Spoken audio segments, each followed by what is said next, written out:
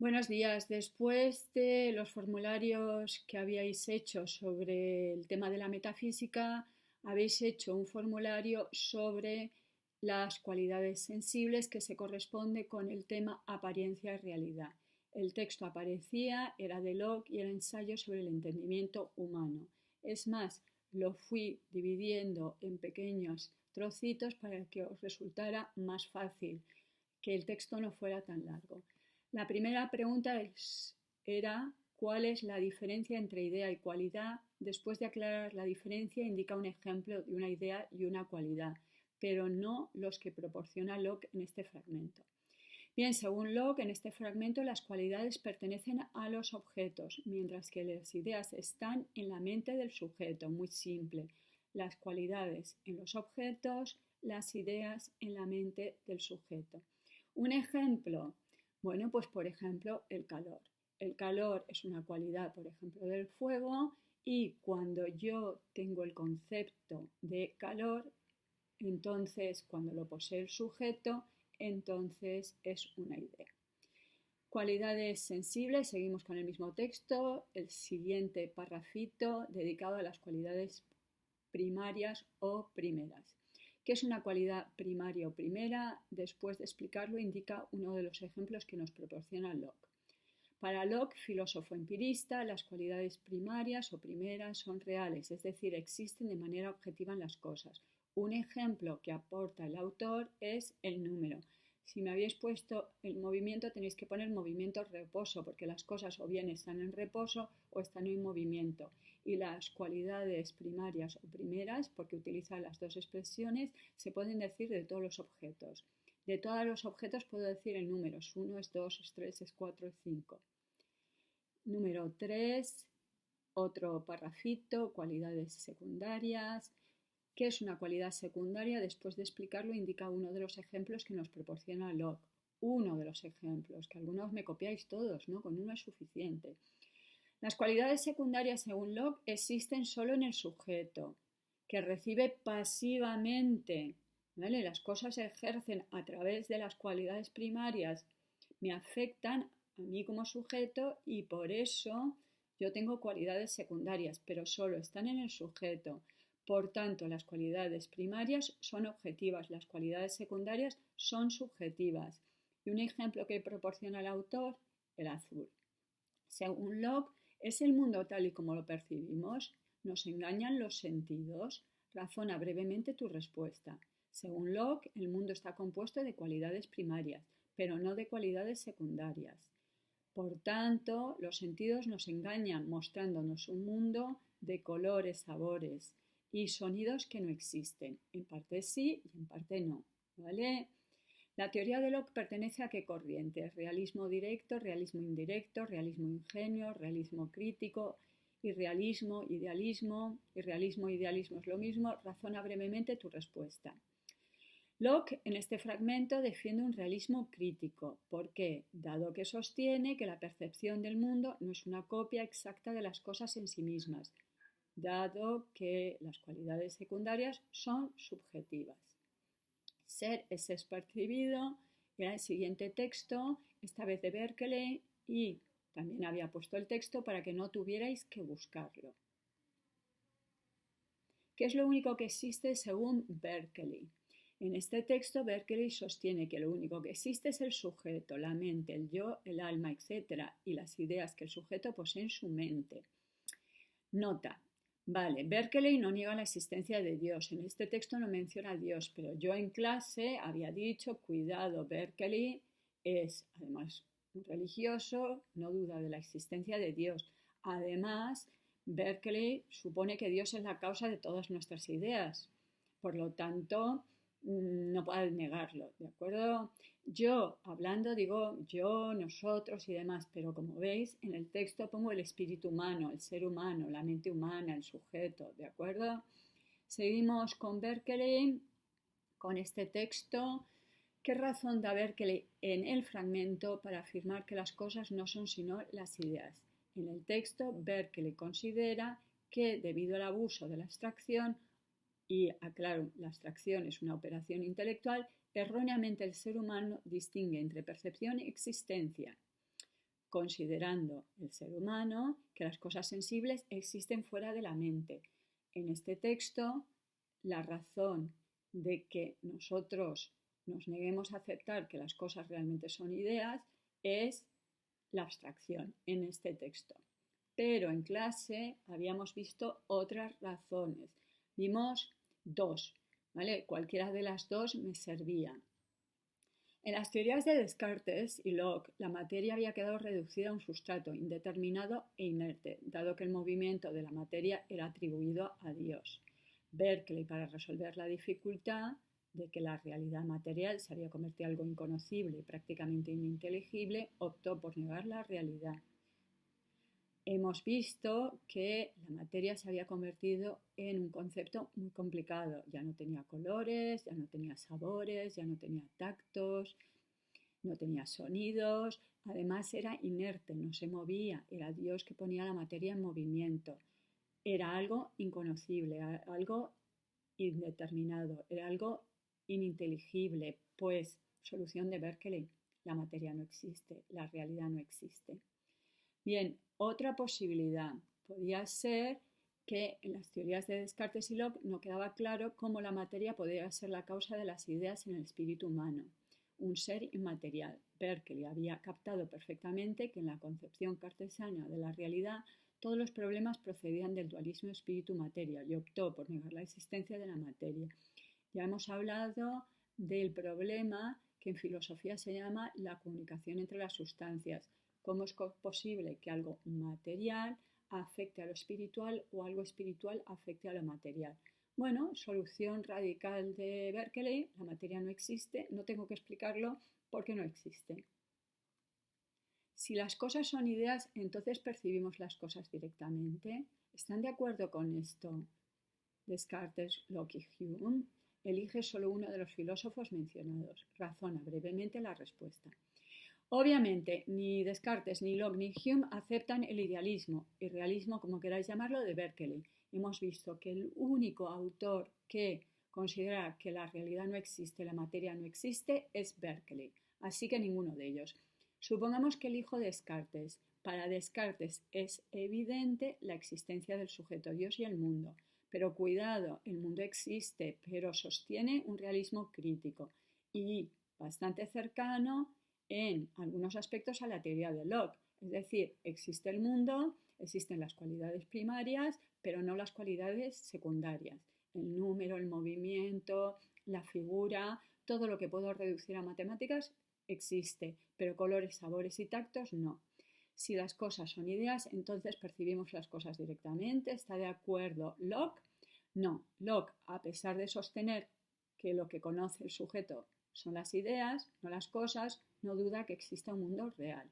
Las sensaciones dan cuenta siempre de la existencia de un cuerpo real, pero son una copia, pero no son una copia exacta. ¿De acuerdo? Ahí me salta un no. Entonces, para Locke el mundo existe. Que yo no lo perciba correctamente porque yo me creo que hay colores, sabores y tactos, no significa que no exista para Locke. Y vamos con Hume. Hume es un filósofo escéptico y considera que si bien nada nos asegura racionalmente de la existencia del mundo exterior, resultaría absurdo y nocivo para la vida misma negar la existencia del mundo.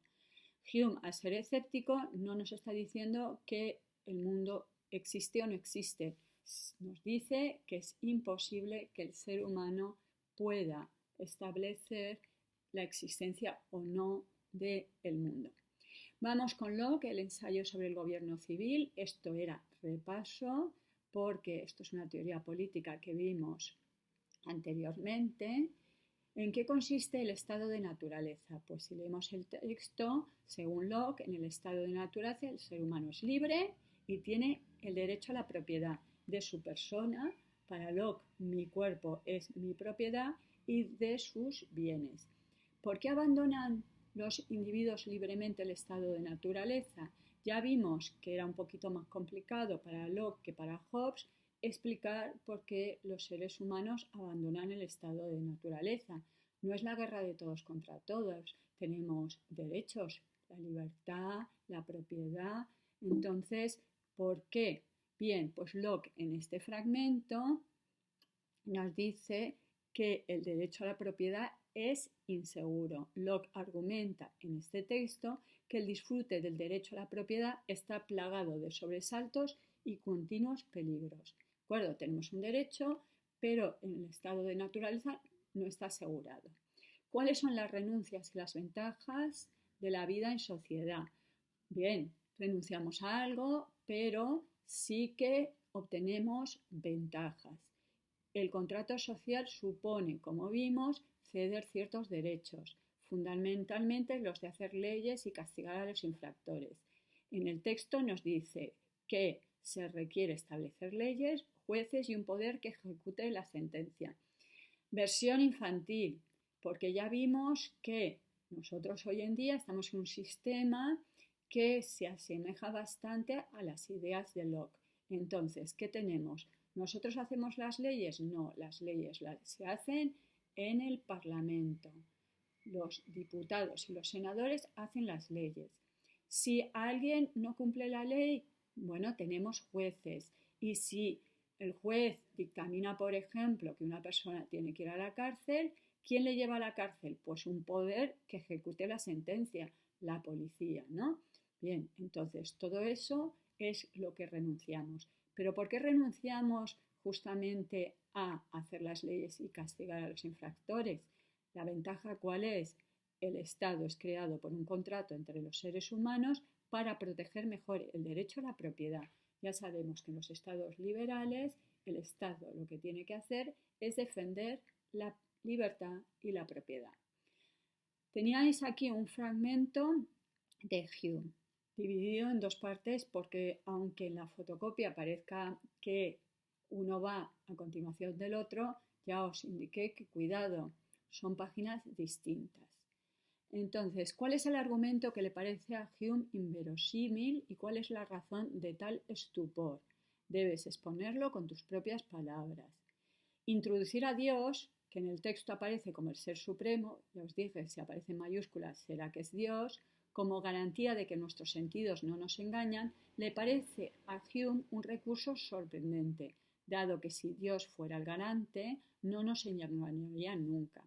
Yo veo cosas raras cuando me drogo, bueno, pero si Dios es el garante, la realidad tendría que ser como cuando me tomo 3 cubatas.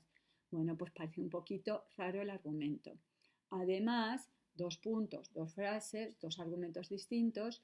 Si dudamos de la existencia del mundo, según el empirista escocés, para no repetir Hume, es difícil demostrar la existencia de Dios. ¿De acuerdo? Para Hume le parece un argumento circular. Primero, supongo que el mundo existe para demostrar que Dios existe y a continuación argumento que Dios es el que me garantiza que el mundo existe. ¿Qué filósofos habían recurrido a este sorprendente argumento? Dicho de otro modo, ¿a qué filósofos está criticando Hume en este fragmento? Pues en este fragmento Hume está criticando tanto a Descartes como a Locke. ¿Por qué? Porque estos autores, uno racionalista y otro empirista, sorprendentemente, no hallaron más salida que el recurso a la bondad de Dios que ha creado este mundo y que no puede querer que nos engañemos para justificar la existencia del mundo exterior. Un problema que vimos que tiene el realismo crítico, el realismo indirecto. Si yo tengo ideas, esas ideas se corresponden con la realidad. Ah, bueno, viene Dios y me garantiza que mis ideas se corresponden con la realidad. Extraño argumento para Hume. Bien, y el último fragmentito, y así acaban las investigaciones sobre el conocimiento humano de David Hume. ¿Qué ciencia versa sobre las relaciones de ideas y qué ciencia versa sobre cuestiones de hecho? A ver, yo me he explayado, me suele pasar, era mucho más fácil. Las matemáticas versan sobre relaciones de ideas y la física versa sobre cuestiones de hecho, pero yo he aprovechado, ¿no? Las matemáticas que tratan sobre relaciones de ideas, por ejemplo, las ideas de números, figuras, por tanto, permiten realizar razonamientos demostrativos absolutamente seguros y ciertos a priori. Ahora ya sabemos que a priori quiere decir al margen de la experiencia.